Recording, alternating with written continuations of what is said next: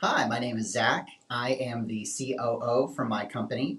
I started with Excel, moved to Numbers, and then I went back to Excel. So today I'm going to be talking about the comparison. And for more reviews like this, click the link below.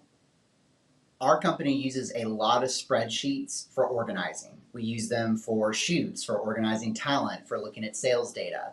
And so we really needed a robust program that used spreadsheets.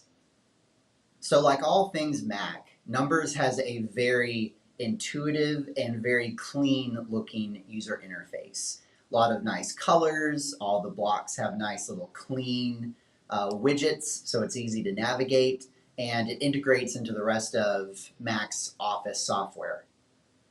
Microsoft Excel is the OG when people think of spreadsheets. So it's got all of the formulas, all the functionality that you could possibly need. It's got every kind of function you could possibly want to put into a spreadsheet. Plus, it integrates very seamlessly with not only all of Office's other softwares, but even Google Sheets and Google Office offerings.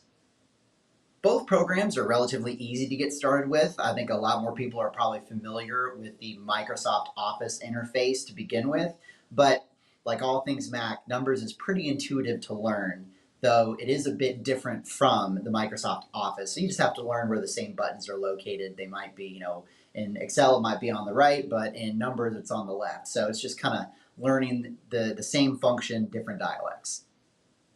When I'm looking for a software to integrate into my company, I look for three things. I look for what is the learning curve? We are very busy and we don't have time to do a seminar for everyone to learn how to use this new program, so it's got to be intuitive. Next, it needs to be effective. We don't have time to find out 6 months later that we dedicated all this time to learning this only to find out that it doesn't accomplish the tasks we originally needed to accomplish. And then the third thing is pricing.